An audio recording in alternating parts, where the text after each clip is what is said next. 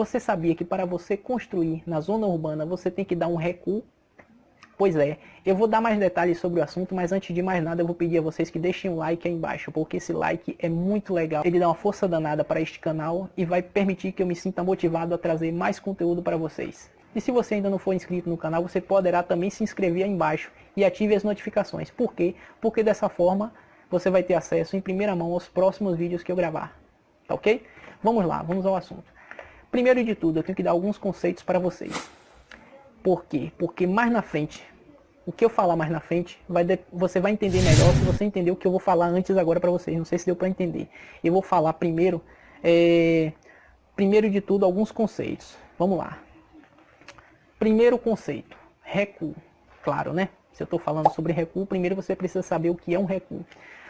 O recuo, também chamado de afastamento, ele é a distância entre a divisa do seu terreno, que é materializada pelo muro, e a primeira parede do empreendimento que você vai construir, certo? Essa distância é chamada de recuo. Pode existir recuo frontal e recuo lateral na sua obra, a depender de determinadas condições que são ditadas no Código de Obras da sua cidade e na Lei de Zoneamento e Ocupação do Solo. A gente vai ver isso bem em detalhes, mas vamos agora dar outros conceitos. Desculpe a mudança de assunto tão brusca, mas é preciso entender esses conceitos primeiro. Vou mudar agora de recuo para a hierarquização das vias. Eu vou falar de 5 vias para vocês. Lembrando que este vídeo que eu estou gravando para vocês, digamos assim, 100% do que eu falar aqui é válido para a cidade de Feira de Santana. Boa parte pode ser aplicada a outras cidades, porque o assunto não diverge muito, porém seria impossível eu tratar de todas as cidades aqui nesse vídeo. Eu iria, digamos assim, reservar o canal, toda a trajetória do canal só para falar desse assunto, e aí não fica muito legal. Então o que eu vou falar aqui, a maioria é válido para outras cidades, mas 100% é válido para Feira, ou seja, eu vou estar falando de Feira de Santana, porque é a cidade onde eu resido e onde eu atuo como engenheiro civil. Mas isso não quer dizer que você não possa aproveitar o que vai ser dito aqui agora. Até porque o que eu vou falar, como eu já disse, a maior parte também vale para outras cidades. E você poderá ter acesso às informações pertinentes à sua cidade através do site www.leismunicipais.com.br. Eu vou deixar aqui embaixo. Aí você procura, acessa esse site aí que você vai ter o assunto pormenorizado em relação ao local onde você mora, a cidade onde você mora, caso não seja Feira de Santana. Então vamos lá. Vamos falar aqui agora, vamos fazer uma mudança brusca aqui de recuo para a hierarquização das vias. Vamos dar o conceito de 5 vias, que podem ser vias lindeiras ao lote onde você vai construir. E para quem não sabe o que é via lindeira, quer dizer via vizinha. Uma via, digamos assim, a rua que passa na frente do seu lote, isso é uma via lindeira ao seu lote. A rua que passa do lado do seu lote, se for um lote de esquina, essa rua é uma via lindeira ao seu lote. Esse é o conceito de vias lindeiras. Lote vizinho é um lote lindeiro. Vizinho de trás, do fundo, lote lindeiro ao seu lote, tá ok? Primeiro conceito, via local. Uma via local é aquela ruazinha do bairro onde você mora, é aquela rua que passa na frente, que está distante de uma rua que está distante de outra rua que está distante da avenida. Aquela ruazinha de lá do bairro, certo?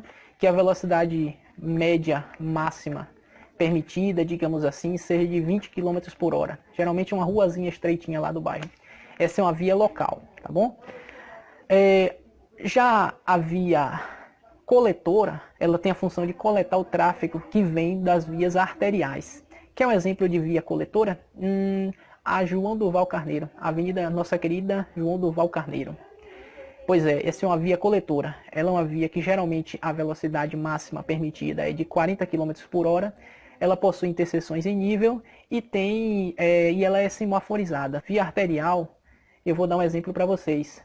A nossa querida Getúlio Vargas, a Avenida Getúlio Vargas é uma via arterial. Ela é semaforizada, ela tem interseções em nível. Ela é uma via que liga todo o trânsito do início, digamos assim, é uma avenida principal que liga vários bairros de Feira de Santana. Através dela derivam as vias coletoras que vão para os bairros. Pronto, aí depois eu estou falando tudo na ordem. Via local, via coletora, via arterial e agora via expressa, e depois eu vou falar sobre rodovia. via expressa. Quer um exemplo? Lá vai. O anel de contorno, certo? A Avenida Eduardo Frois da Mota, também chamado de anel de contorno, porque circula a cidade toda. Essa avenida, ela pode não ter interseções em nível, pode ter interseções como viaduto, né? Que uma via passa por cima da outra, digamos assim. Isso não é interseção em nível, isso é interseção em níveis diferentes. Ela tem um trânsito com uma velocidade com uma velocidade máxima, né, que é 80 km por hora. Pode ser semaforizada, pode não ter interseções em nível.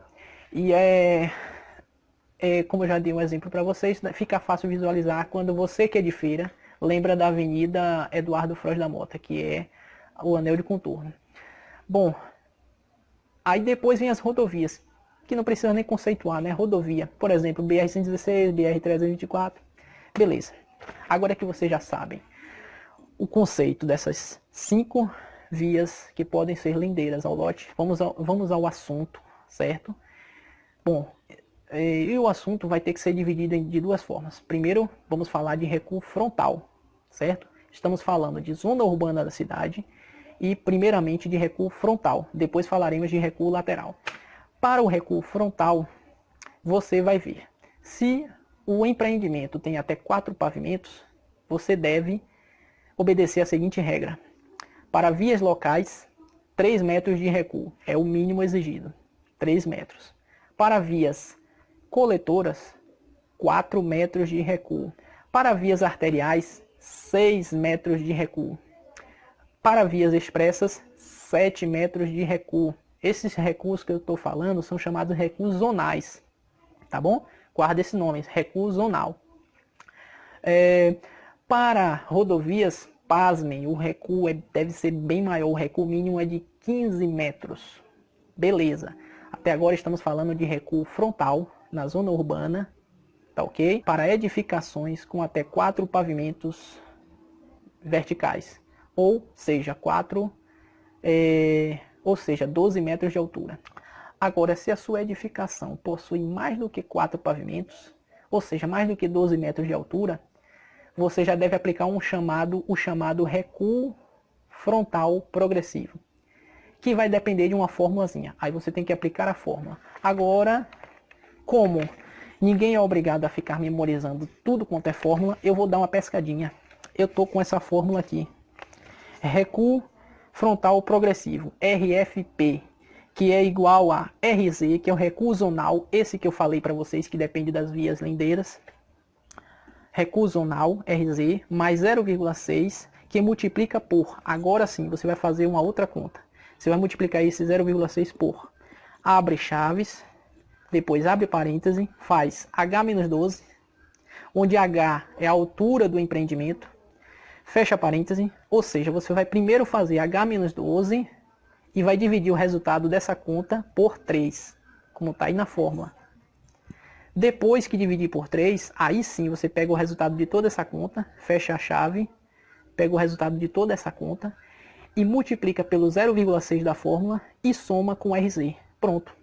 A fórmula é simples. RFP é igual a RZ mais 0,6, que multiplica por H-12, que está dividido por 3. Faz H-12, divide por 3, pega o resultado disso, multiplica por 0,6 e soma com RZ, que é o recuo zonal. Se você estiver numa via local, esse RZ vai ser 3. Se você estiver numa via coletora, este RZ vai ser 4. Se você estiver numa via arterial, este RZ vai ser 6. Enfim, aquilo que eu falei antes para vocês. É isso aí. Bom, então quando o seu empreendimento tiver mais do que 4 pavimentos, quando o seu empreendimento tiver mais do que 12 metros de altura, você vai usar esta fórmula aí em cima, fazer essa conta, aí você vai ter o recuo frontal progressivo. Estamos até agora só falando de recuo frontal. Beleza, é só utilizar essa fórmula. E agora, vou abrir um parênteses aqui para falar do que eu tinha ter falado antes, que eu lembrei agora, só lembrei agora para falar para vocês, que é o recuo dentro de condomínios. Quando for vias particulares, aquelas pequenininhas, as ruazinhas do condomínio, aí o recuo exigido aqui na cidade de Feira é apenas de 2 metros, o recuo frontal, tá bom? Bom, ótimo. Agora podemos passar para recuo lateral. O recuo lateral das edificações até 4 pavimentos é de apenas 1,5 m. E você só é obrigado a dar esse recuo se você quiser abrir um vão, podendo ser uma janela, uma porta, um cobogó, qualquer vão. Aí você é obrigado a dar 1,5 m de recuo. Agora, se você não quiser abrir vão nenhum, você não precisa nem dar recuo. Não precisa ser um recuo de 80 centímetros, pode ser de 80, pode ser o que for. Você não precisa dar o recuo, certo? Pode construir até colado no muro, não tem problema. Se você não quiser abrir vão. Agora, se a sua edificação tiver mais do que 4 pavimentos, aí agora sim, você tem que ter mais uma formulazinha para aplicar. Aí o recuo lateral também vai ser progressivo. Ele vai depender, novamente dá uma pescadinha, o recuo será progressivo. Ele vai obedecer a seguinte fórmula. RL, que é recuo lateral, ele será 1,5 mais 0,15, que está multiplicado por N-4. Ou seja, você pega N, que é o número de pavimentos. Vamos supor que tenha 5 pavimentos. Aí você faz 5 menos 4, 1.